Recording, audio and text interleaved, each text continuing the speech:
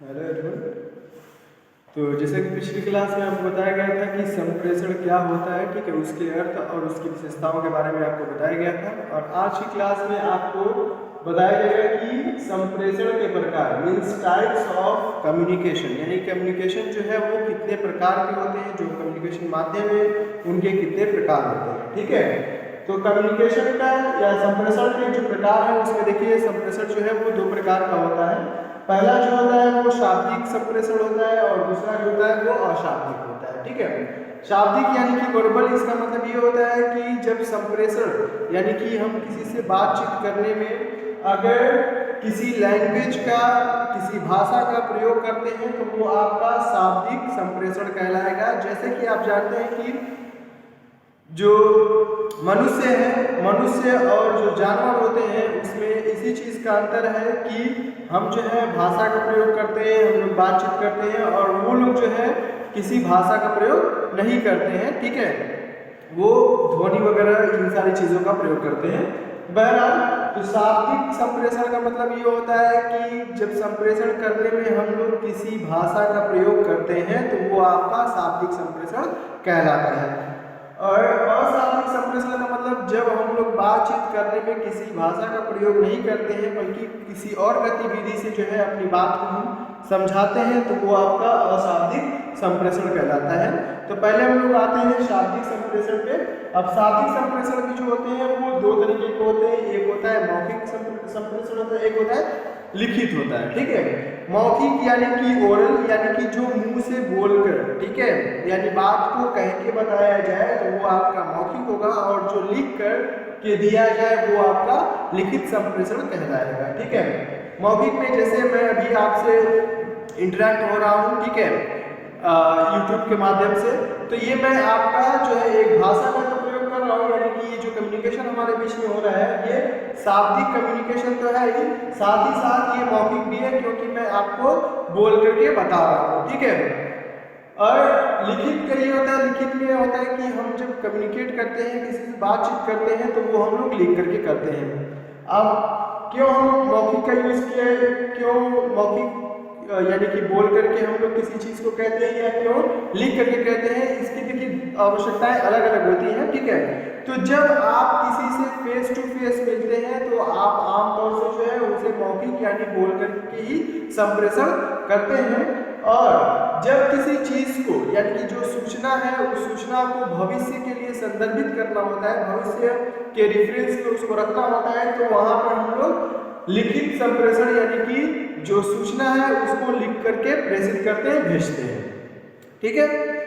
तो मौखिक यानी कि बोल करके कोई चीज बताया जाए और लिखित यानी कि लिख करके दिया जाए, और इन दोनों में किसी न किसी लैंग्वेज का यूज होगा, ठीक है। तो ये आपका शाब्दिक कम्युनिकेशन यानी कि शाब्दिक में आपका मौखिक यानी बोलकर, लिखित यानी कि लिख करके, ठीक है। तो जब लिख करके बताया जाएगा तो वो आपका लिखित हो जाएगा।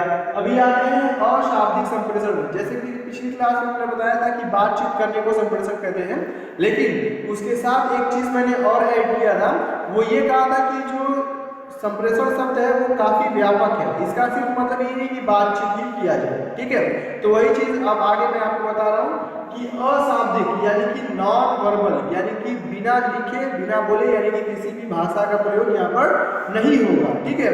इसमें क्या होगा कि हम अपनी भावनाओं को व्यक्त तो करेंगे लेकिन बोल करके या लिख करके नहीं, बल्कि किसी और माध्यम से करेंगे। वो माध्यम हम लोग आइए देखते हैं, ठीक है। तो अशाब्दिक संप्रेषण भी कई प्रकार के होते हैं, जिसमें से मैंने जो मुख्य 3 प्रकार हैं वो लिया हुआ है।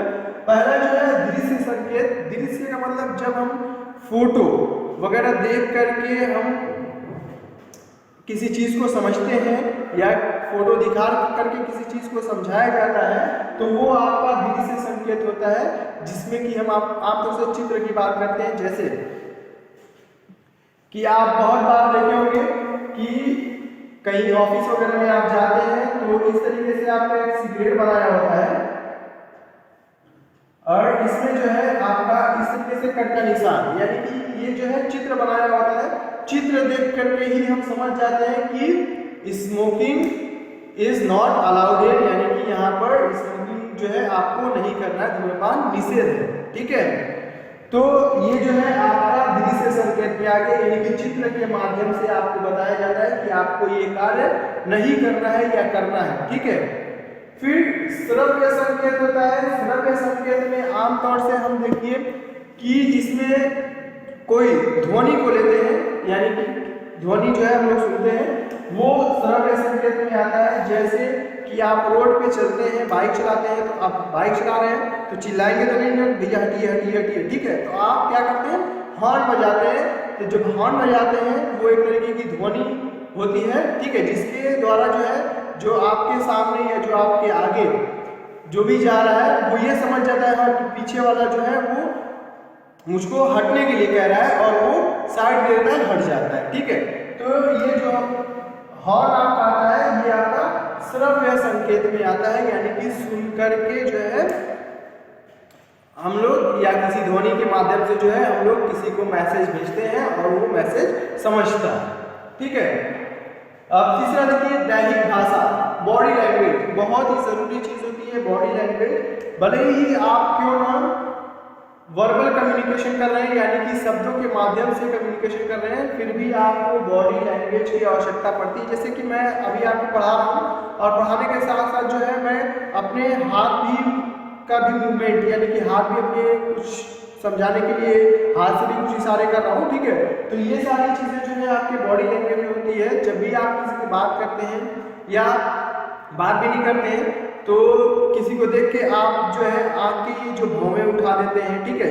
आप भौहें आप उठाते हैं तो इसका मतलब ये होता है कि आप गुस्से में हैं, आप उनको दिखा रहे हैं कि मुझे गुस्सा आ रहा है, ठीक है। तो ये आपका बॉडी लैंग्वेज, कभी मुंह बना दिया, ठीक है।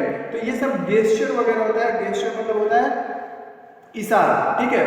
तो इशारे वगैरह जो भी होंगे वो सारे आपके बॉडी लैंग्वेज में ही आएंगे। जैसे कि फॉर एग्जांपल मेरी बाइक पे कोई बैठा हुआ है और मैं पीछे से जो है मैं गया वहाँ पे, मैं बस ऐसे सर हिलाया, ठीक है, वो समझ गया कि भैया हटना है। मैंने बोल के नहीं कहा कि भैया हटिए या कुछ भी। बहुत सारे लोग होते हैं बोल के कह देते हैं, बहुत सारे लोग इशारा भी कर देते हैं। तो ये जो इशारा है वो सारी चीजें आपकी जो है बॉडी लैंग्वेज में आती है, ठीक है। तो ये जो है आपका हो गया संप्रेषण के प्रकार। तो संप्रेषण जो है आपके दो प्रकार के आएंगे, एक मौखिक और लिखित, यानी कि जब आप शब्दों यानी किसी भाषा का प्रयोग करके आप किसी को मैसेज पहुंचाते हैं तो वो आपका शाब्दिक संप्रेषण होता है। और जब किसी भाषा का प्रयोग न करके बल्कि किसी और गतिविधि के द्वारा आप उन तक अपना मैसेज पहुंचाते हैं तो वो जो है आपका अशाब्दिक यानी कि नॉन वर्बल संप्रेषण कहलाता है, जिसमें कि आपका दृश्य, श्रव्य और दैहिक भाषा का आप प्रयोग करते हैं, ठीक है। तो ये आपकी क्लास होगी कि व्यावसायिक संप्रेषण के प्रकार, यानी कि जो संप्रेषण के प्रकार हैं कितने प्रकार के होते हैं ये मैंने बता दिया है, ठीक है।